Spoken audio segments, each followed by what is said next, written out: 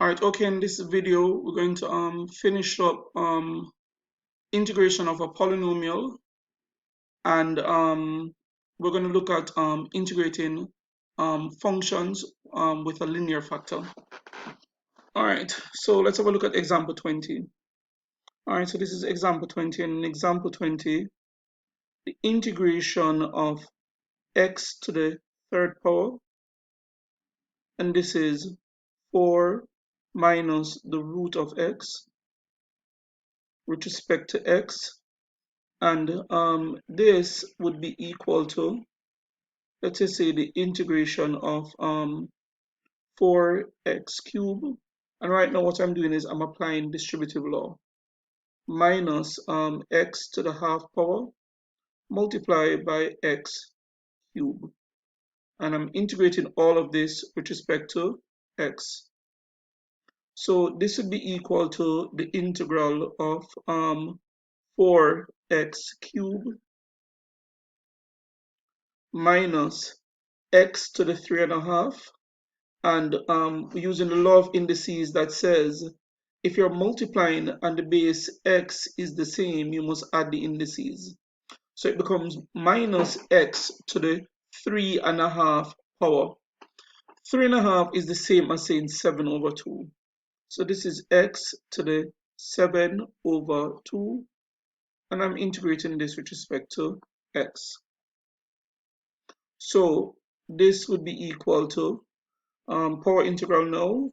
So I'm going to raise the power by 1, then divide by the new power. So this is 4x to the fourth power, divide by 4, minus x to the 9 over 2. So 7 over 2 plus 1 is the same as saying 7 over 2 plus 2 over 2, which is 9 over 2.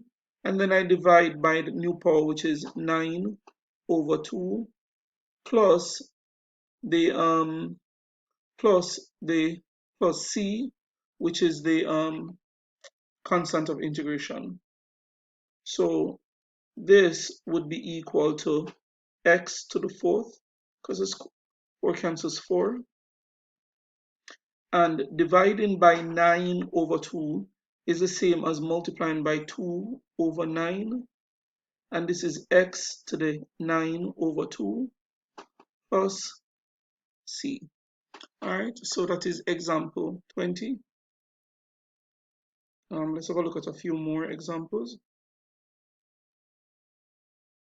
Alright, example 23. This says, given that the rate of change of y, double RT, which means with respect to t, dy by dx is equal to, so here we're told that dy, not by dx, but by dt, is equal to 2t squared plus 3t minus 2. And that y is equal to 4 when t is equal to 0. Find y in terms of t. Now, that additional information that was given at the end, which is to say that y is 4 when t is 0, is to help you to find the value of the constant of integration. Now here, to get dy by dt, I had to differentiate the function y. To get dy by dt, I had to differentiate y. So therefore, to get back what y is, I have to do the opposite, which is to integrate. So it means, therefore, that y is equal to the integral of 2t squared plus 3t minus 2. And of course, I'm integrating this with respect to t. So to get dy by dt, I have to differentiate y. So if I have dy by dt and I want back y, I have to do the opposite, the reverse, which is to integrate. All right, so when we integrate, we're going to increase the power by 1.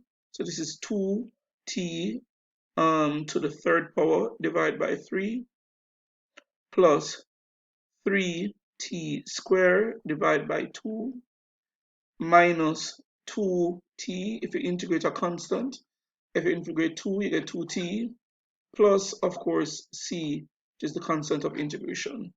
So this is what y is equal to. But we were told that when t is equal to 0, y is equal to 4. So we're going to use that information to find out the value of c. So 4 is equal to 2 over 3 times 0 cubed, because t is 0, plus 3 over 2, 0 squared, minus 2 times 0 plus c. So of course everything here, um, um, 0 cubed is 0, 0 squared is 0, and whenever you multiply anything by 0, you get 0. So essentially what we're left with is that 4 is equal to c, or I could say c is equal to 4. So therefore, y would be equal to 2 over 3t cubed plus 3 over 2t squared minus 2t plus c, which is the constant of integration, which is 4. All right, so sometimes that if you get that additional information, it is to help you to find the value of the constant of integration. Here's an example that is similar to that one. It says, given that dy by dx, so dy by dx is equal to 4x cubed minus 2x plus 5. And to find in terms of x, find y in terms of x, given that y is 1 when x is 1. So again, that additional information, y is 1 when x is 1, is to help you to find the value of the constant of integration. So of course, if I have dy by dx to find y, I must integrate. So it's 4x cubed minus 2x plus 5. And I'm integrating this with respect to x. Increase the power by 1 and then divide by the new power. We have 4x to the 4th power divided by 4 minus 2x squared divided by 2 plus 5x, and of course plus c, the constant of integration. But we're told that when x is equal to 1, that y is 1. Putting that in the equation, we get 1 is equal to x to the 4. All right, let's write this out. I don't want to cause any confusion. Let's write this out first. Y is equal to x to the 4 minus 2, minus x squared plus 5x plus c. Putting in the values now, y is 1, x is 1, minus 1 squared plus 5 times 1 plus c. Whenever you raise 1 to any power, you get back 1. So this is 1 is equal to 1 minus 1 plus 5 plus c. 1 minus 1 is 0, that goes. So now I have 1 minus 5 is equal to c. And so c is equal to minus 4. So now, therefore, y is equal to x to the 4 minus x squared plus 5x plus c, the constant of integration, which is minus 4. All right. So I think that last example concluded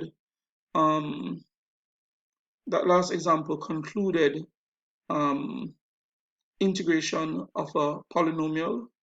Now let's look at something else. So what we're going to look at next is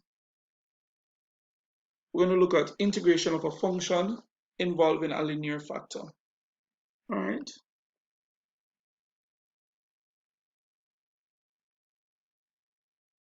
Now, here's what this would say. Essentially, this says, so in this, at the top there, the integral of ax plus b raised to the power n with respect to x. Now, ax plus b is the linear factor, and this linear factor is raised to some power n. Now, if I integrate this, what I'm going to do is 1, I'm going to increase the power by 1. So the power moves from n and becomes n plus 1. Then I'm going to divide by the new power, so I divide by n plus 1. And I must also divide by the differential of the inside function.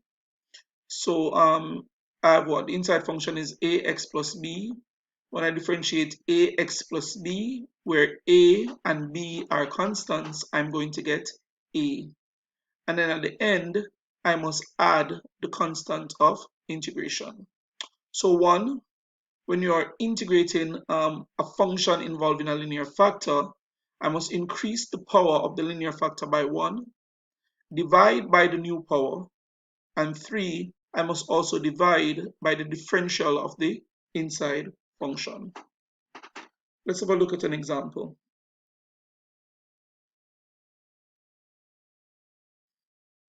Example 25. In example 25, we're to integrate 2x plus 1 all raised to the 6th power. Now, 2x plus 1 is my linear factor. So, as we said before, I'm going to increase the power by 1. So I have 2x plus 1 raised to the power 7. Then I must divide by the new power, which is 7.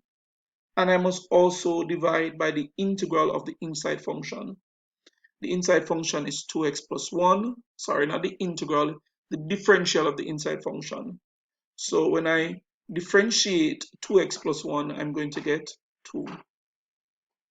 So the answer here is 2x plus 1 all raised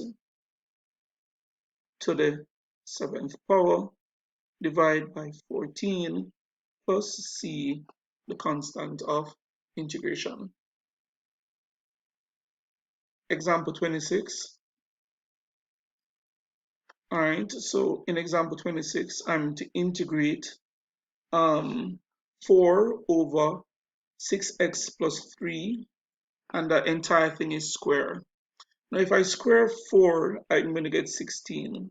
So that's the equivalent of saying 16 over 6x plus 3 square. And I'm integrating this with respect to x. So this would become, I can put the 16 outside, the integral of 6x plus 3 raised to the minus 2 power, and I'm integrating with respect to x.